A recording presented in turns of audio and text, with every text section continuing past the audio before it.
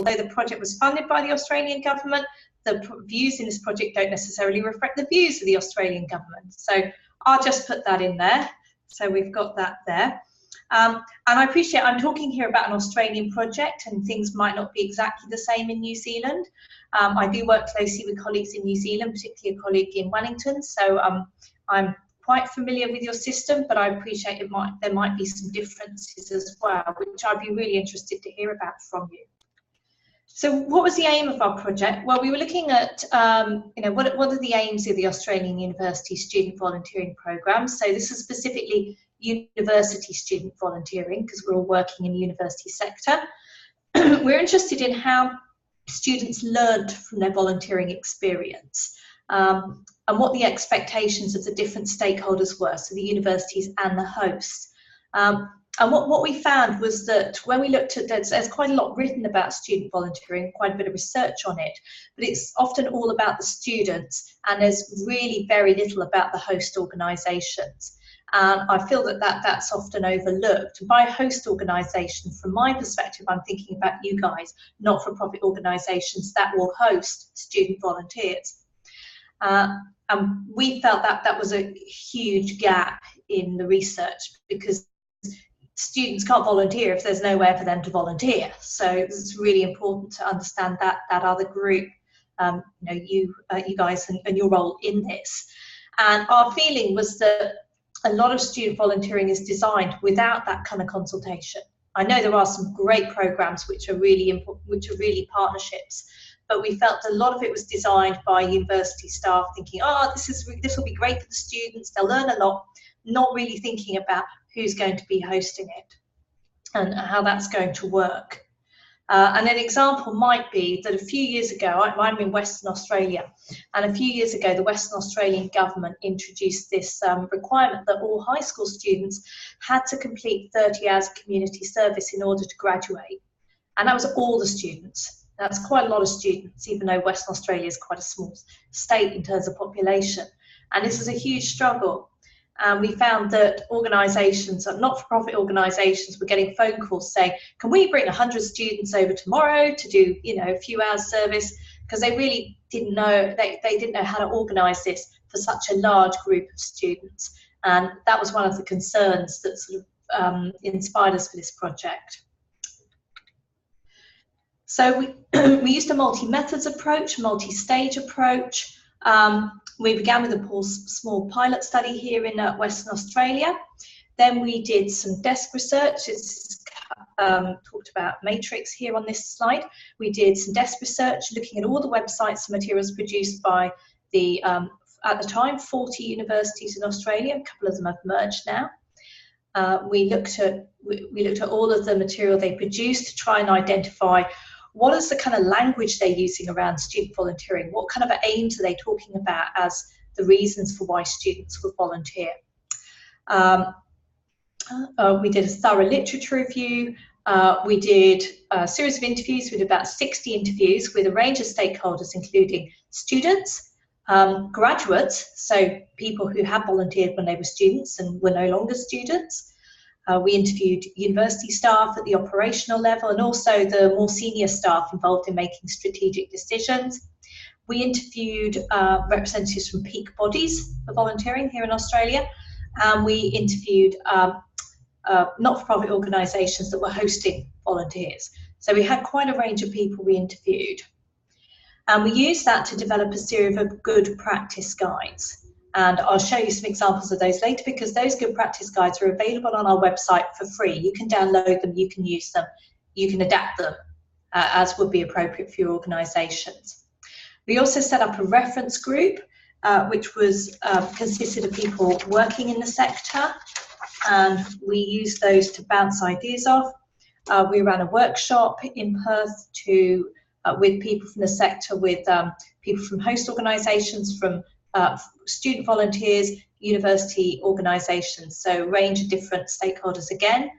We then put together a group of critical friends who were people who I guess had some expertise in this area. So again, we included some people from peak bodies, And then we refined those good practice guides, and then we presented them in every capital city in Australia to, again, a range of stakeholders. So what reason I was talking about this process is just to emphasize how much we did to present what we were doing to the stakeholders who would use it, and to get their feedback and to incorporate that. We would hand out our good practice guides, and people would write these comments on them, and then we'd take them back in and we'd look at the comments and we'd adapt them. So this wasn't a group of academics saying, oh, this is a really interesting topic, let's do some stuff about it, and then hand it out. This was a really collaborative project working with all the different stakeholders in the sector, particularly peak bodies and not-for-profit organisations. And just to give you a sense of the set of the data we collected, when we first put together our matrix of all the different web material we collected, we printed it out, and this is what it looked like. It was massive. It was really complicated. And this is us presenting it to some of our stakeholders. So this is us presenting it at Volunteering Western Australia and getting people to have a look at it. So we collected a lot of data in this project. So in terms of our outcomes, the key outcome were these good practice guides. So we called them good practice guides because we thought there's a lot of good ways of doing this. There isn't a best practice one way of running a good, a student volunteer program. So we wanted to use the term good practice. And the guides are designed to assist different stakeholders to provide some material they can hand out, but also they may need to be adapted to different scenarios. So these are the guides we produced. We produced two what we call concept guides. One was about the terminology that people use when they talk about student volunteering, because we found a lot of words were used. And one of the things that guided our project was, during the process of the project, Volunteering Australia revised its definition, which is, I was looking this morning, and it's very similar to your definition of Volunteering New Zealand. It's slightly different, but the sense is the same, that it's time willingly given for the common good and without financial gain. So we decided, and I think this is a view shared by Volunteering Australia, that volunteering for credit wasn't really volunteering. That if you were doing it for credit, it was really a kind of work experience. So that was a big debate we had, and we would find that a lot of different words were used. Service learning is used a lot. Volunteering was used to refer to times when it was volunteering and times when it wasn't volunteering. So we found a real range of terminology used. So we wrote a whole guide about terminology. We also wrote a guide about learning. We had a number of education experts in our project team. And one of our key factors was, one of our key concerns was how people learn from the volunteering. What do we want them to learn, and what do they actually learn, and do these two things match? Because universities want students to volunteer for all sorts of reasons, but often they actually want them to learn something from it. It's not just for the common good. It's not just for service. They do actually want them to gain some skills or maybe some subject-specific knowledge. So we wanted to look at that in a bit more detail. And then we had some more practical guides. So produced a guide for students, for host organisations, for university decision makers, programme managers and volunteers, and employers. And I'll talk through our key findings for each of those different stakeholders. So I've already touched on the terminology, and that was a key issue for us around whether they received credit and whether it was compulsory. Because we felt if it's compulsory, it's not actually volunteering. And that was something that was very important to us. So again, we would have people turn up for our workshops, and we would be saying to them, well, we're not saying what you do is, what you're organising for your students is good, but we don't think it's volunteering. We think you should call it something else to reflect what it is. And so you can hear this. So if it was for credit and it was compulsory, then we didn't think it was volunteering. And that was quite an important tenet that underpinned our project and our project findings. So thinking about the other stakeholders involved, so what were our key findings with the students? Well, we identified 3 types of student volunteers, which we called academic, facilitated, and independent. So with academic volunteering, we felt that they were volunteering specifically in a topic that was related to their study. A lot of students don't. They're trying to volunteer because they want to get other skills, or because they want to give something to the community. A lot of them are very passionate about the activities that they're doing. Facilitated meant that the university helped them find the programme, but we also found naturally lots of students volunteered just independently outside of the university. You know, they did that before they went to university, they'll do it after they went to university. It's not part of a university facilitated programme. And these had some differences, because if it was being organised by the university, then we needed to take into consideration what is the university wanting the student to get out of it and expecting them to get out of the experience. So we looked at their motivation, and I know that there is quite a lot of work on why students volunteer. So a number of these factors came out that were related to the motivation.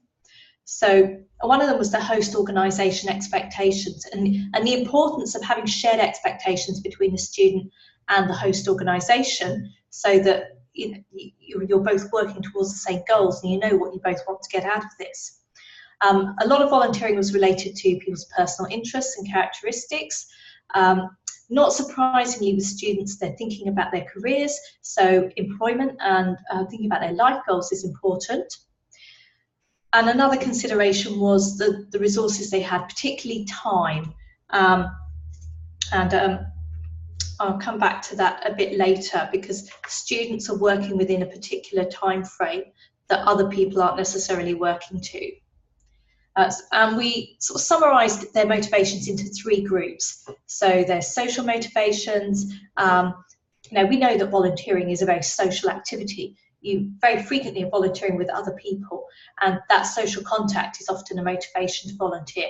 And more importantly, a reason why people stay in their volunteer role, because they want to continue to work with the clients, with the organisation, or with their fellow volunteers. We also felt that value was very important in underpinning this, that people wanted to help others or support a cause. And we found these interesting ideas of it's expected, it's what you do, that they obviously came from a background where volunteering was valued and was seen as something that people did in their lives. And then because we saw a lot with the employability. So sometimes people are volunteering because of credit, or they want to add to their CV, or they're looking for specific skills. And we had a lot of international students volunteering, and one of the reasons for that was it helped them learn their English.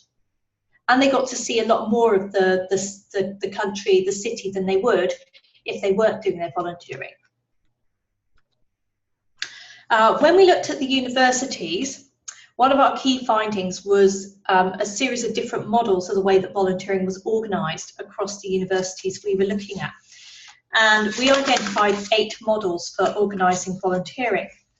Now, these 8 models aren't exclusive, in the sense that a university could be operating more than one of those models.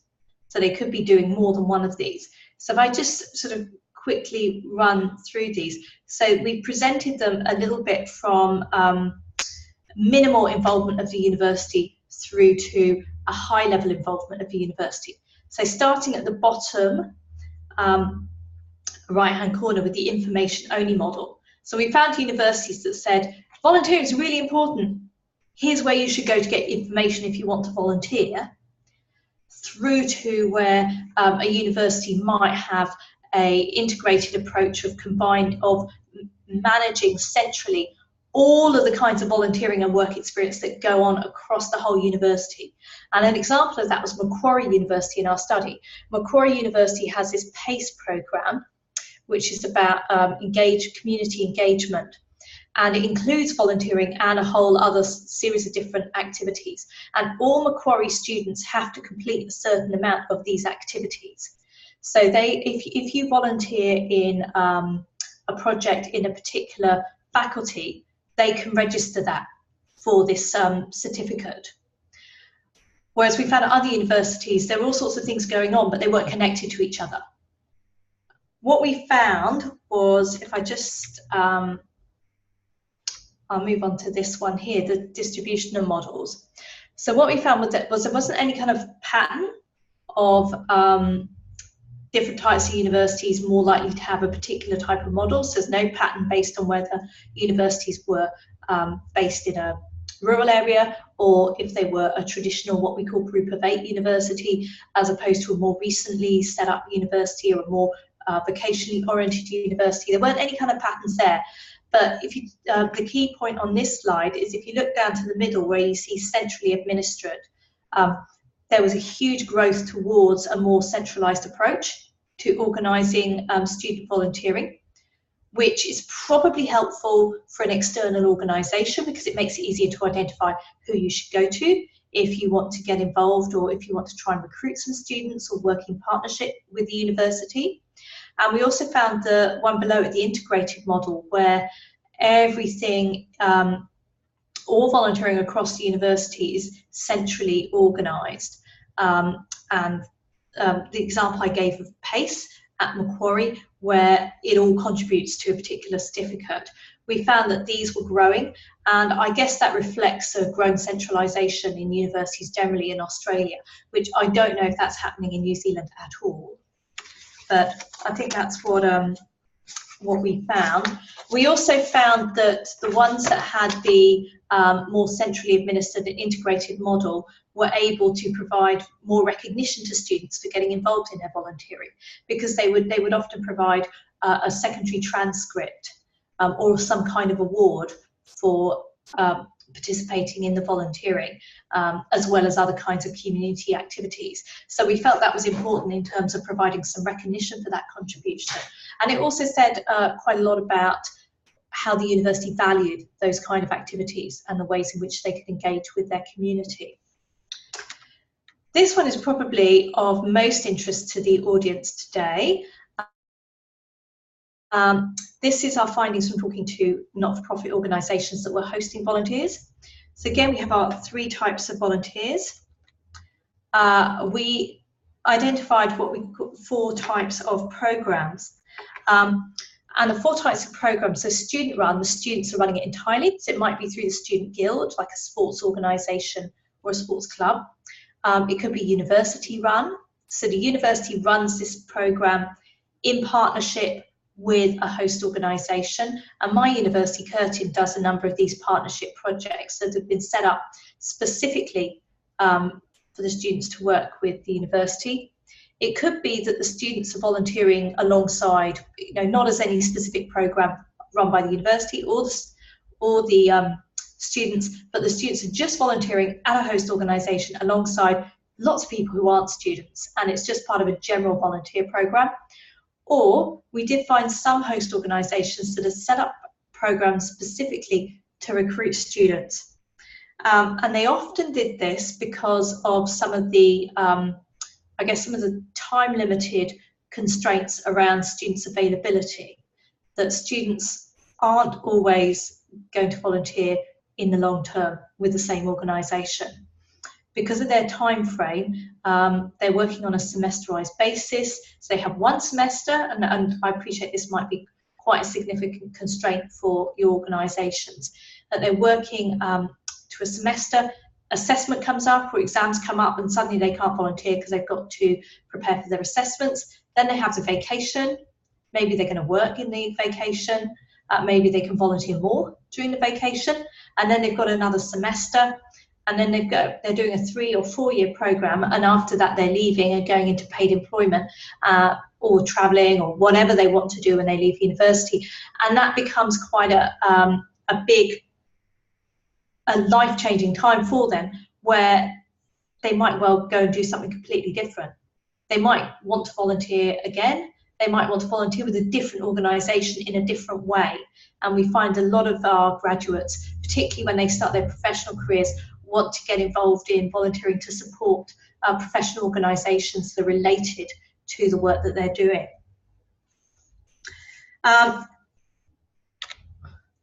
What we felt was extremely important was that the expectations, there were very clear expectations between what the host organisation wanted and can offer and what the student wants and can offer, and that these are shared. So there isn't any misunderstanding. There isn't a situation where the student just doesn't come in because they've got their exam, they haven't inform the organisation they can't come in. They should be informing the organisation sometime in advance that that's going to be the case. So these were around the time that students could commit, the commitment that was expected, what they could contribute. So they might be studying a particular subject at university, but they might not be experts in that subject yet. So we found that for host organisations, having students learning particular skills or subjects at university could be a really great way of finding out what the latest information on that topic is.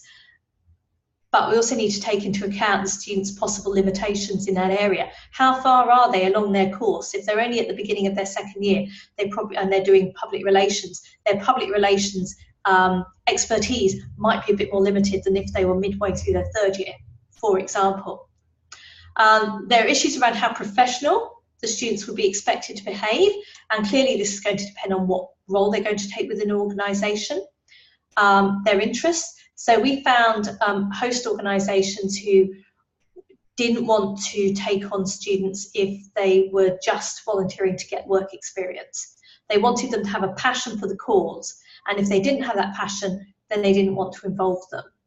This was only a small group. I don't know how you all feel about that, but that was something that did come out in our project.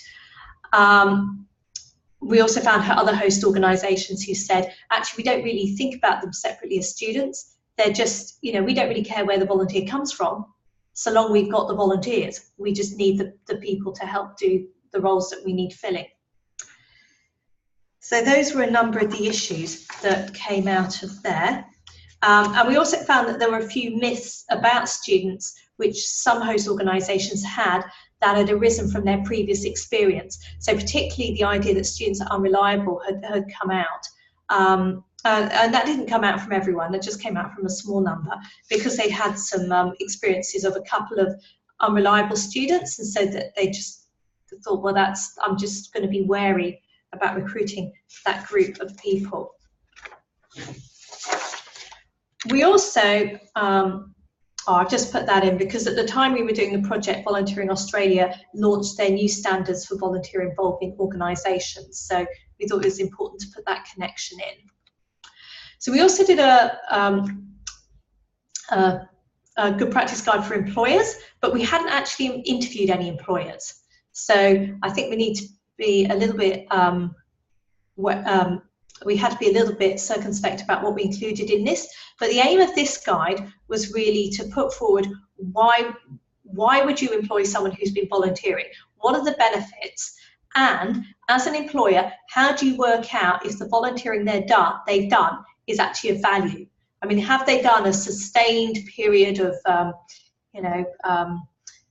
skills learning volunteering, or have they just popped in for a couple of hours once a month for a couple of months? So we wanted them to be able to discern what was valuable volunteering experience and what might be more kind of casual type of volunteering they might have done. So we put out, what to look for on an employee's CV if you were trying to identify if they've been volunteering, and some questions employers might want to ask about the volunteering experience that the volunteers have done at an interview to understand what the key points were. And then we looked at learning, and I'll only mention this briefly, but it was just around identifying what are all the expectations around what students should learn. So universities are sending people to volunteer. Why are they sending them to volunteer? What are they expecting them to learn? What are the students expecting to learn? And what are the host organisations expecting them to learn? And the key things that they talked about that they learned weren't really academic skills. They were much more around personal development and career development skills. So I think they're the kinds of skills we'd expect them to learn, but it was also about feeling satisfied and community involvement as well. So we talked about in our Good Practice Guide for Learning how we can try and encourage students to harness this learning from their volunteering. So we've put it all together in this model, which looks quite complicated, but it's primarily around trying to avoid a gap in expectations. So in the centre, we're talking about the gap in expectations. So it comes from the host organisation's expectations, the students' expectations, and the university's expectations, and the need for flexibility on all sides to try and create a good outcome for everyone. So we were very concerned with how we could ensure that, you know, host organisations and students have good experiences, and that the university gets what they want from the volunteering as well, particularly if they're encouraging the students to volunteer for specific reasons, such as community engagement. So they want to use the volunteering as a way of increasing their engagement with the local community. We need to make sure that the local community is happy with the volunteering that the students are doing, and that it is benefiting the community. So that's a summary of this quite complex model. So just a couple more slides. So a few things that came out were some of the controversies and contradictions, which were just quite interesting to highlight for us. So one of the questions was around, is it voluntary? You know, the idea of you must volunteer in order to complete this unit. So we were interested in that. We were interested in who benefits, and really everyone should benefit. There should be benefits all round. We're interested in thinking about at what point could it be exploitation, where students are expected to do things for free, when an organisation might need to pay someone or there's not much benefit. We're interested in who owns the programme. This is particularly with the partnership programmes. So, you know, who's ultimately responsible for ensuring the programme works. We're interested in looking, so I've talked about what is really kind of operational volunteering. We haven't talked about activism, but activism is a form of volunteering, and it's not really considered in student volunteering projects or studies. And then there were some myths and mysteries which came out, which were about why employers might not value volunteering experience. We had heard that from some of the graduates, that when they reported, oh, I did this volunteering and I learned this and it was really valuable, that employers weren't whatever, which we thought was very strange. And another factor was that we thought universities were really pushing students to volunteer to give their graduates an edge over other graduates. And that was often a reason why people volunteered, to get some work experience. Actually, we found the language with universities had changed a lot from talking about volunteering as part of career building and getting work experience, and moved on to it being more to gain leadership skills. And there was a lot of, the way volunteering was organised at the time we did the study, instead of just being within career hubs, which it had been in the past, a lot of it was centrally organised within leadership schemes or leadership centres. So we found there was quite a change, and we wondered, in terms of differentiation, if you have students who, every student volunteers to get work experience, what's the next step to give students the edge to make them differentiate themselves? So what next? So at the time of this project, it seemed to be leadership was what was going on. So I'm going to very quickly show you our website so you can have a look at our good practice guides and think about how you might use them, or you could adapt them. You know, they might need some adaptation to be relevant to your organisation and what you might want to achieve. So that's our website, but I'm going to do a new share with, no, hang on. Excuse me, I might need to do that to that. Yeah, there we are. So you should see our website. So this is our website. So there's the address at the top. Murdoch University was a host organisation, but if you just type in volunteering to learn in Google, this comes up as the first website. So you can look at our good practice guides here. You can download them. I'll just show you. So you can look at them separately, or you can download them as a whole set. So this is the one for the host organisations. I'll just see if that's opening up.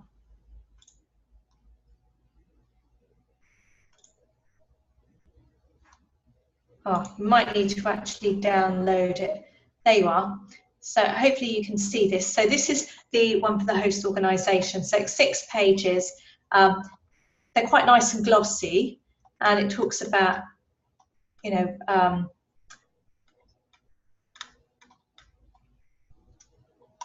all sorts of different things. It's, I mean, you can have a more detailed look, got lots of pictures. So they're designed to be kind of good practice guides that you might hand out to people, or you might hand out. So you might have the student one, and then hand it out to potential students who come and visit your organisation to see why they might want to volunteer with it. So going back to the website, the other things we have is, those are the concept guides I mentioned for learning and terminology. All the project information is there. So there's a presentation very similar to this that you can download. We list all our publications so far, so you can have a look. We're still developing publications, but there's a series of publications and conference presentations listed on that page. And we produced this companion guide, which was a detailed report about the project. So the project report that we produced for the Office of Learning and Teaching is actually quite a short report. There was a lot of material that we couldn't include. I don't know if you recall that image I showed you of our spreadsheet all across the floor, massive spreadsheet, and all the data that we had. We couldn't fit it all in the short report for the Office of Learning and Teaching, so we produced this companion guide, which contains a lot of detailed information about the project. So you can do that. And then we have a list of our project team. So if you wanted to contact anyone from the project team, and Dr. Megan Paul at Murdoch University, who's on the board of Volunteering Australia, was the project leader, so you can contact her as well. But I'm down there too, so if you wanted to contact any of us, you'd be very welcome. But just going back to my final slide, so that's an overview of our project and our key findings. I always have to thank the people who've generously given their time in all the workshops that we ran, and all the reference groups and everything. An enormous number of people across Australia from all sorts of different sectors were involved in this project. And that's my disclaimer again. We're very keen to point out that the views might not reflect the Australian government. So just making sure that's in there. So thank you very much for your time, and I'm very happy to take questions for a few minutes if you have any. Thank you. Thank you very much, Kirsten, for presenting that important research, especially during Student Volunteer Week. If you have any questions, please use the chat function, which you can access via the bottom of your screen. Kirsten's probably got about 5 minutes. She's got to run off with her daughter shortly after that. So we've just got a limited amount of time this afternoon, or Kirsten's morning. So feel free to throw anything that's top of mind while you're thinking about that. Kirsten, how many, so you talked to quite a few universities, and obviously they're starting to grow. What's your approach? Do you think that's going to continue in regards to more universities realising the opportunity that university brings to their students? I think about Student Volunteer Army in Christchurch, for example. It's almost part of their marketing campaign now. Yes, I mean, Christchurch does have quite a unique group with its students, with its student volunteers there. I think it is growing. I think that something that I'm starting to look at with a student here is spontaneous volunteering, which is done outside of an organisation. So I think one area that we should look at as well is the way students engage with community organisations, or with and engage in volunteering outside of the university setting. Because this is all quite formal volunteering that the university is organising. I think it will increase. Certainly at the time of the study, we saw this move towards a more integrated approach, but I haven't seen it gone much further. It seems to be more around the university trying to centralise and make sure that it's recording everything that people are doing. And this is probably from a reporting point of view as much as anything else. But I certainly don't see a change in encouraging students to volunteer. I think there might be some changes in the way that people, the language that is used, the reasons why universities want them to volunteer. So we saw a change from wanting students to volunteer to get work experience and become more employable, to wanting to become the leaders of the future. So I think that might change. But I'm also very interested in the ways that students volunteer outside of the university organisation. There's a couple of questions here. Yeah, please answer them. So, Rachel, hello. Do organisations make their expectations clear? Do you have good examples? There is a good hub to match what students want and what providers organisations want. Yes, I can't come up with any. I can't name you an organisation that's specifically good at that, but we did. We all know organisations that are good at doing this. Ones that are experienced at hosting student volunteers. So most organisations experienced at hosting volunteers. In terms of a good hub, I mean, I'll be using examples from my own backyard here, but I know that Curtin University has a really good partnership model through its Student Curtin Volunteers programme, and these are organised as a partnership. And it started up, Curtin Volunteers started up originally as an all-student volunteer programme, and then it's gradually become more integrated into the university, and it has paid staff provided by the university now, as well as students still involved. So it still has a student volunteer president, but it has a paid staff support from the university. And they very much run it as a partnership programme. So I think in that it's very clear they do evaluation at the end of each programme that is run. And I think that evaluation is really helpful to see that expectations are being met from the host organisation perspective as well. Murdoch University, I think, has a very good hub for matching.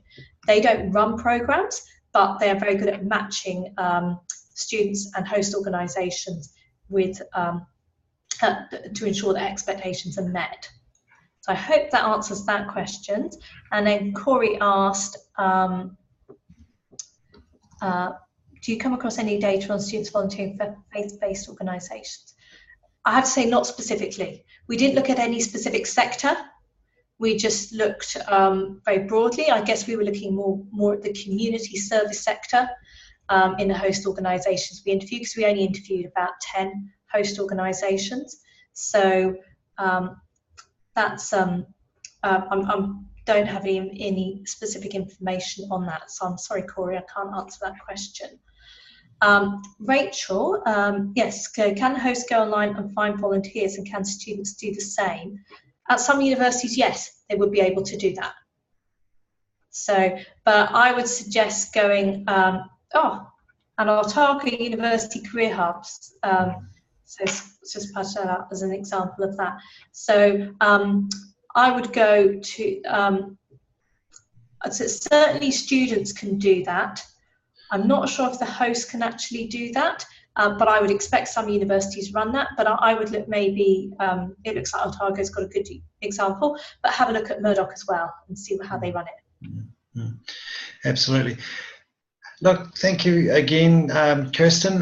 Thank you, Corey and Rachel, for being our first question and answers during this session. We hope to do a lot more of this. Our next webinar is on Thursday, 17th of May. It's another Australian. We're going to be working with Penny Harrison from the Australian Red Cross, as she presents 2 case studies, which she's involved in, one using technology to test new ways for people to volunteer, and the other on opportunities to transform corporate volunteering. Really interesting stuff, and like Kirsten mentioned today, that informal volunteering is a major shift in our sector that's worth paying attention to. So we'll hear from Penny to talk about that. But today, thanks again, Kirsten. We've really appreciated your time, and hopefully all goes well for you for the rest of your day. Thank you. It's been a pleasure, and I hope you enjoy the rest of your is it National Student Volunteer Week? It is right through till Sunday. So for anyone that hasn't looked at our resources, go to studentvolunteerweek.nz. Our team's been really busy, and we're really proud of the work they've put in to try and make the work that students do in our communities more visible and more attractive to those that aren't yet volunteering, because it is a win-win for organisations, communities and individuals, obviously. So kia ora katoa, and ka te pai, and haere bra. That's us for now. Cheers, good evening.